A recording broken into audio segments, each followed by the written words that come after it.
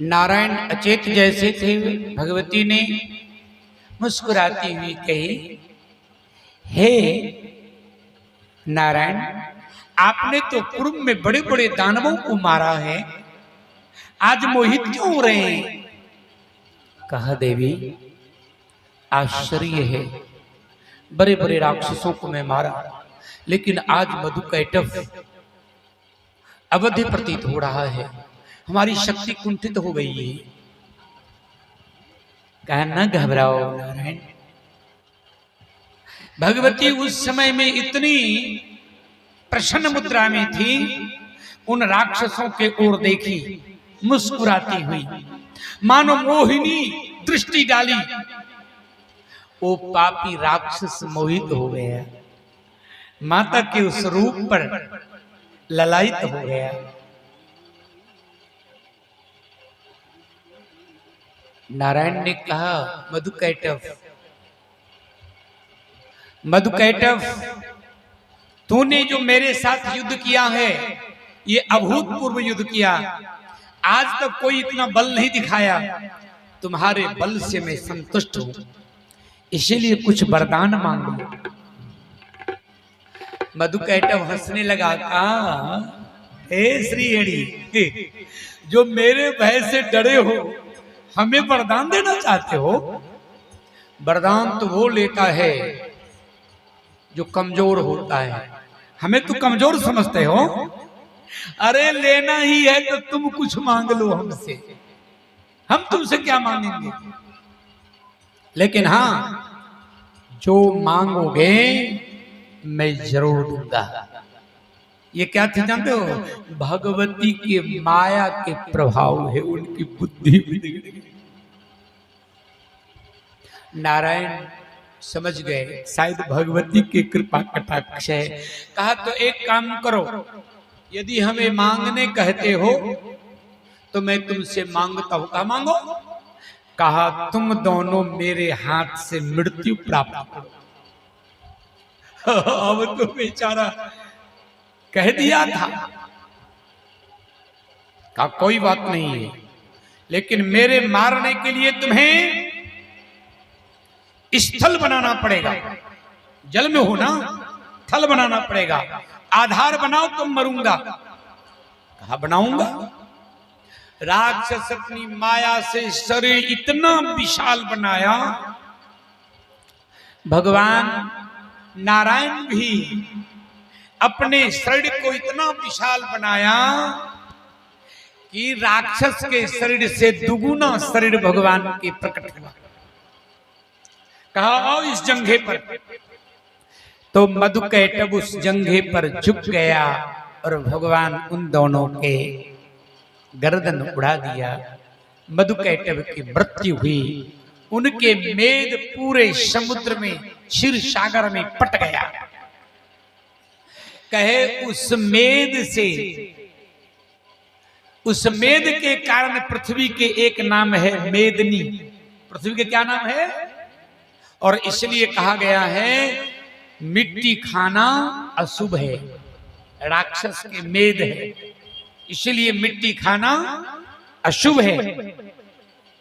मेद नीति ततो जातम नाम पृथ्व्याम स्मन्तः अभक्षया मृतकायेन कारणेन मुनीश्वरा। इस तरह भगवान ने मधुकैटभ के मारकर ब्रह्मा जी को संकट से मुक्त किया, और ये सब कार्य आदिशक्ति भगवती के कृपा के अंश है। प्रेम से बोल दे भक्त वत्सल भगवान की जय। जगत जननी जगदम्बा मैया की जय। आगे की बड़ी सुंदर कथा है। अब कल कथा में सुने थे पुरुरवा के जन्म, महाराजा पुरुरवा के जन्म हुआ था। सुदमनु जी जो इला बन गई थी,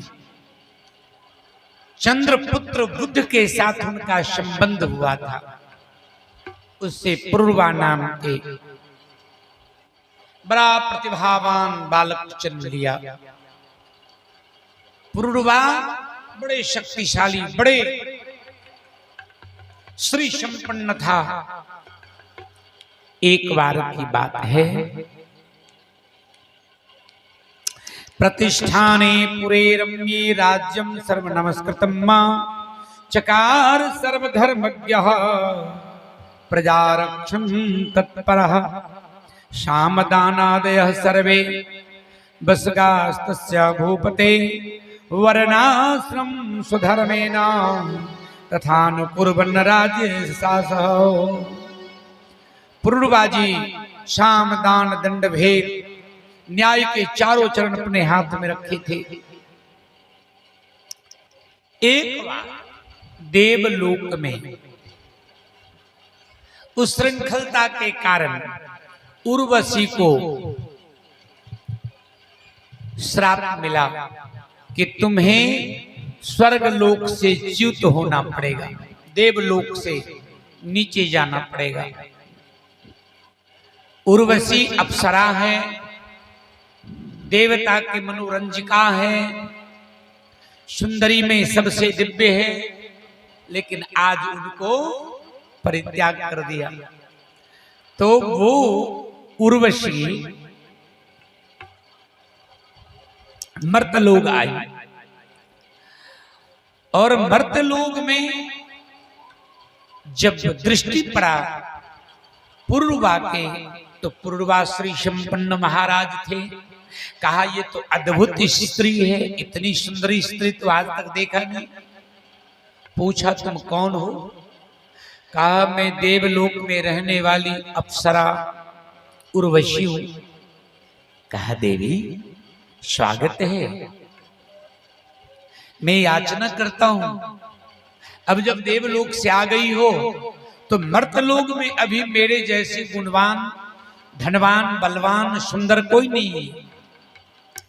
तो चाहो तो मैं याचना करता हूं कि तुम मेरे को स्वीकार कर लो। उर्वशी सोचने लगी, मैं देवलोक में रहने वाली हूं, चूंकि शापित हूं, फिर भी मर्तलोक में रहना कनिष्ठ है। तो एक कंडीशन रखा, शर्त रखा। उनके साथ वो बड़ी शौकीन थी, हिरण के एक बच्चे को रखी थी। 2 बच्चे थे, मेमना। कही एक शर्त है, आपके साथ रहूंगी, लेकिन इस मेमना के बच्चे की रक्षा करना होगा। जब तक रक्षा करते रहेंगे तब तक रहूंगी। और दूसरा शर्त है कि कभी भी किसी समय वस्त्रहीन होके मेरे सामने नहीं आएंगे, और जब ही वस्त्रहीन होके आएंगे तो मैं त्याग कर दूंगी। राजा पुरुरवा स्वीकार कर लिया। कहा मेरे बाहुबल के आगे कोई शक्ति तुम पर अंगुली नहीं उठाएगा, तुम्हारे मेमने के बच्चे सुरक्षित रहेंगे, तुम्हारा शर्त स्वीकार्य है। इस शर्त के मुताबिक राजा पुरुरवा और अप्सरा उर्वशी एक साथ रहने लगे। ये सूचना जब देवराज इंद्र को मिला तो कहे भाई अप्सरा तो स्वर्ग की रत्न थी, अब पुरुरवा से जबरन तो हम छीन नहीं सकते हैं, लेकिन कैसे लाया जाए? तो चित्रसेन गंधर्व से इंद्र ने कहा कि तुम ऐसी व्यवस्था करो कि उर्वशी के शर्त टूट जाए, पुरुरवा के शर्त परिपालन न हो। तो आधी रात में जब दोनों सोए हुए थे तो चित्रसेन गंधर्व आया और मेमना के बच्चे को उठा के चल दिया। और मेमना के बच्चे के उठा के चला, कुछ ऊपर गया तो उस मेमने के बच्चे को कान ऐंठने लगा, तो जोर से मिमियाना शुरू किया। उर्वशी जगी, कहा महाराज महाराज महाराज, मेरा मृग शावक कहाँ है? धिक्कार है आपको महाराज, धिक्कार है। जब आप एक मेमना के बच्चे की रक्षा नहीं कर सकते तो हम स्त्री को रक्षा कैसे करेंगे? जब ललकारा तो पूर्वा की नींद खुली और नींद में सोए हुए थे, वस्त्र अस्त व्यस्त था और इतने तेजी में उठा, क्रोध में धनुष्मान लिया, कहा ठहरो, कौन हो जो मृत्यु को बुलाए हो? इस मेमना को ले जाने वाले अब बच नहीं सकता। इतने क्रोध में बाहर आया। उर्वशी बाहर खड़ी थी, मेमना की आवाज सुन रही थी। उस समय में चित्रसेन गंधर्व ने इतना बड़ा प्रकाश किया कि उस प्रकाश में उर्वशी देखी कि राजा वस्त्रहीन है, तो दोनों शर्त भंग हो गया। पूर्वा नहीं रोक पाया। चित्रसेन गंधर्व उस मेमना को लेकर चला गया। उर्वशी रोने लगी, कही महाराज हमारा आपका जो एग्रीमेंट था वो समाप्त हो गया, आपके दोनों शर्त भंग हो गए। न मेमना की रक्षा किया, न निर्वस्त्र होके आने में संकोच किया। बहुत आग्रह किया लेकिन वो नहीं मानी, चली गई। उर्वशी जब चली गई तो राजा पुरुरवा बड़े दुखी हुए, उनका मन खिन्न हो गया। अब न भोजन करते हैं न नींद आती है, हर पल हर क्षण उस उर्वशी को याद करता। अरे कितनी मधुर बोलती थी, कितनी प्यारी थी, कितनी सुंदरी थी, ना जाने क्या क्या उनके गुण को स्मरण करता। यह बात सत्य है, जब मन विषय में जाता तो मन दुखी होता है, और मन जब योग में लगता है, ईश्वर के भजन करता है, तो मन में एक आनंद की प्राप्ति होती है। देखो, जब भी संसार में मन जाए तो मन में टेंशन आता है, मन में दुखी होता है, मान अपमान खटकने लगता है। लेकिन जब भक्ति के क्षेत्र में लोग पहुंचते हैं, ध्यानस्थ होते हैं, जब सत्संग करते हैं, तो मन आनंद से भर जाता है। ये सारे कचरे उतने देर तक निकला रहता है। प्रेम से बोल दे भक्त भगवान की जय। तो उर्वशी के चिंता में पूर्वा जी बड़े विरह व्याकुल हो गए और सोचते थे कभी मिल जाए तो एक बार फिर उसे मनाऊं। और ऐसा संयोग लगा, एक बार सूर्य ग्रहण के योग आया। आप जानते हो कि सूर्य ग्रहण में सभी देवता पहुंचते हैं एक जगह। वो कौन सा जगह है? कुरुक्षेत्र। जैसे मकर संक्रांति में सभी देवता पहुंचते हैं तीर्थराज प्रयाग। मानस में वर्णन है कि माघ मकर गत रवि जब होई, तीर्थपति आव सब कोई। वैसे सूर्य ग्रहण में महापर्व लगता है, सभी देवता सूर्य ग्रहण में आते हैं। ब्रह्मकुंड में स्नान करते भी कुरुक्षेत्र की महानता है। तो इसी आशा से पूर्वा पहुंचा कि जब देवता लोग आएंगे तो उर्वशी भी जरूर आएंगे। और ऐसा ही हुआ। जब कुरुक्षेत्र पहुंचे, सभी देवता लोग आए, उर्वशी को भी देखा।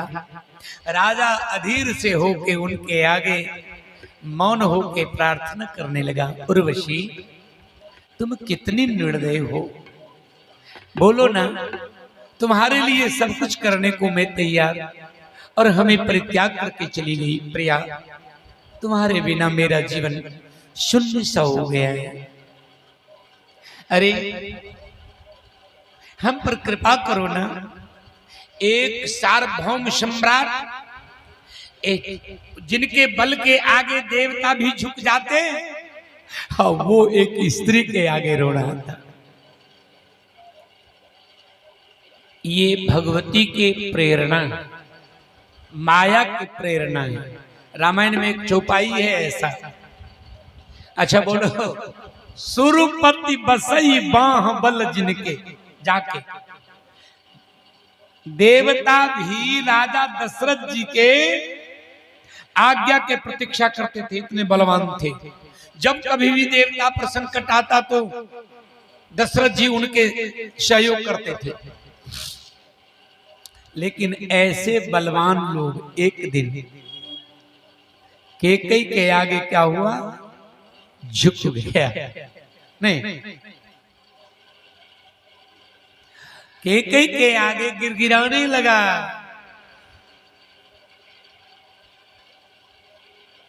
जब वो सुने कि कोप भवन में चली गई तो डर से कांपने लगे। कोप भवन सुनी सह में उराऊ, भय बस आहुर परई न पाऊ। इस वहां पर बड़ी सुंदर गोस्वामी जी कहे कि देखहु काम प्रताप बराई, ये काम के प्रभाव है। इतने बड़े बलवान राजा, एक ये भगवती की प्रेरणा। आज उर्वशी के आगे विवश होके, कमजोर होके प्रार्थना करते। उर्वशी ने कहा, सुनिए, आप मोह में क्यों पड़ते हैं? मैं मर्तलोक में थोड़े रहने वाली हूं, मैं तो स्वर्ग लोक में देवताओं के बीच रहने वाली हूं। तो साप के कारण मैं मर्तलोक गई थी। लेकिन हे राजन, तुम्हारे जैसे पुरुषार्थशील पुरुषों को प्राप्त करना स्त्री के लिए सौभाग्य माना जाता है। तो आपके प्रार्थना को मैं स्वीकारती हूं।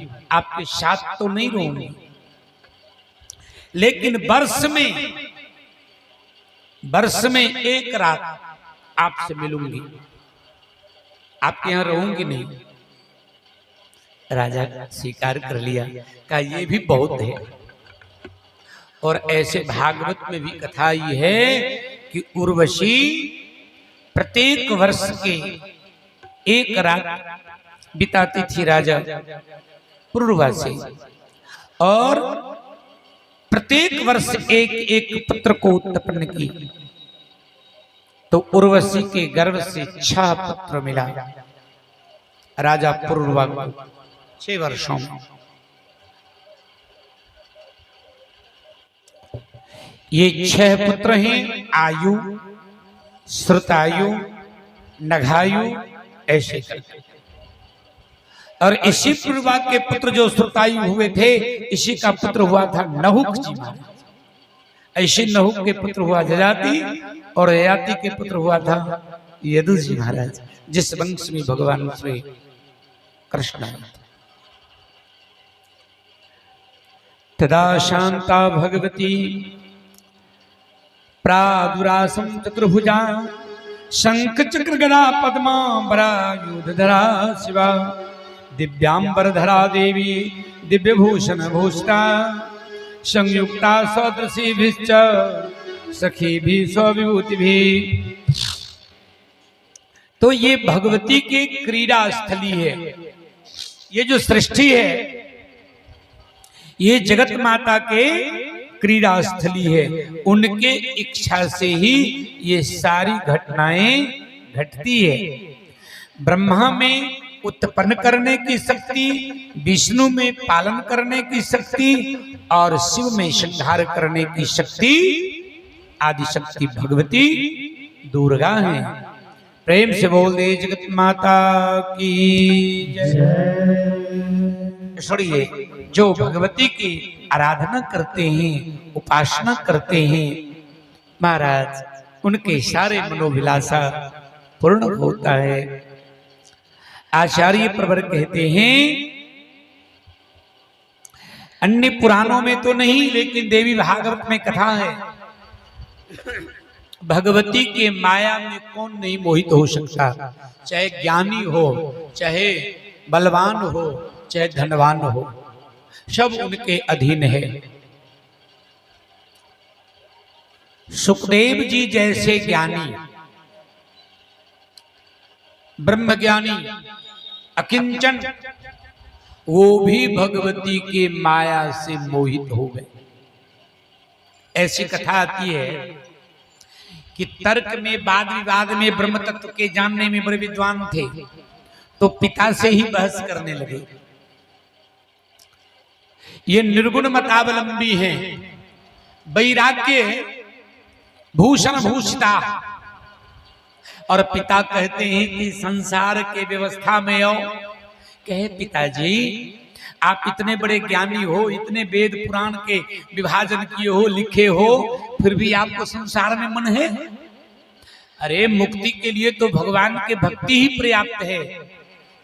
पिताजी कहते हैं बेटा कोई जरूरी नहीं है कि जंगल में जाके ही भक्ति हो, घर में भी भक्ति हो सकता है, घर में रह के भी मुक्ति मिल सकती है। नहीं, ये संभव नहीं है। कहा हाँ बेटा, कमल तो सुंदर होते हैं, लेकिन कमल कहाँ खिलता है? कीचड़ में। क्या कमल की महत्ता है, लेकिन कमल खिलता कहाँ है? कीचड़ में। गारहस्थ जीवन नहीं हो तो ऋषि महर्षि कहाँ से आएंगे? बोलो, ज्ञानी धनवान बलवान कहाँ से आएंगे? सबके उत्पत्ति तो गारहस्थ जीवन से है। पिता कह रहे थे कि गारहस्थ जीवन में आओ, अब वो कहते थे नहीं वैराग्य आश्रम में। तो एक बार पिता ने कहा सुनो, मेरी बात नहीं मानोगे तो इनके परम आचार्य हैं जनक जी महाराज। जनक जी जोग और भोग दोनों के बीच से चल रहे हैं। यदि कोई योगी है तो जनक से बढ़ के जोगी नहीं है, और राजा हैं तो भोगी भी हैं। क्या पत्नी है, पुत्र है, धन धान है, राज परिवार है, तो भोग भी है और जोग भी है। कहा उनके पास जाओ, उनसे सीखो। मेरी बात तुम्हें नहीं पचती है। लोग कहते हैं अपनी वैदगिरी अपने घर में नहीं चलता है, तो जाओ जनक जी के पास। तो एक बार सुखदेव जी जनक जी के पास आए। ये सुन करके जनक जी महान ज्ञानी है, विदेह हैं, देह धर्म से पड़े हैं, आत्मवेत्ता हैं, और जब यहां आए तो भाई मुख्य द्वार पर रोक दिया गया, क्योंकि अभी कोई विशेष कार्य से महाराज अंदर में है, उनका अपना समय होता है निकलने के। 3 दिनों तक उस मुख्य द्वार पर सुखदेव जी अरे अपरिवर्तित स्थिति में रोक दिया। कोई दुख नहीं है, नहीं मिले कोई दुख नहीं है, अपमान किया कोई दुख नहीं है। बड़े संभाव में 3 दिनों तक द्वार पर खड़े रहे। द्वारपाल से कहा जनक जी जाके देखो उनका स्थिति क्या है। ज्ञानी के पहचान है, क्या पहचान है? सुख में जो इतराए नहीं और दुख में जो घबराए नहीं, उसको ज्ञानी कहते हैं। और जो दुख में सर पीटने लगे और सुख में सीने निकाल के चलने लगे, वो ज्ञानी नहीं। 3 दिनों तक अपमान हुआ, देखो जाकर मोनोपोली टेस्ट करो। और जब यहां आए तो सुखदेव जी के मुख से हरे कृष्णा निकल रहा था। द्वारपाल कहे प्रणाम, बड़े प्रसन्न से कहे प्रणाम। कहा आपको तो बहुत कष्ट हुआ होगा, 3 दिनों तक कोई पानी के लिए नहीं पूछा, कोई खाने के लिए नहीं पूछा, यहाँ खड़े रहे। कहा कुछ नहीं, ये तो प्रारब्ध है।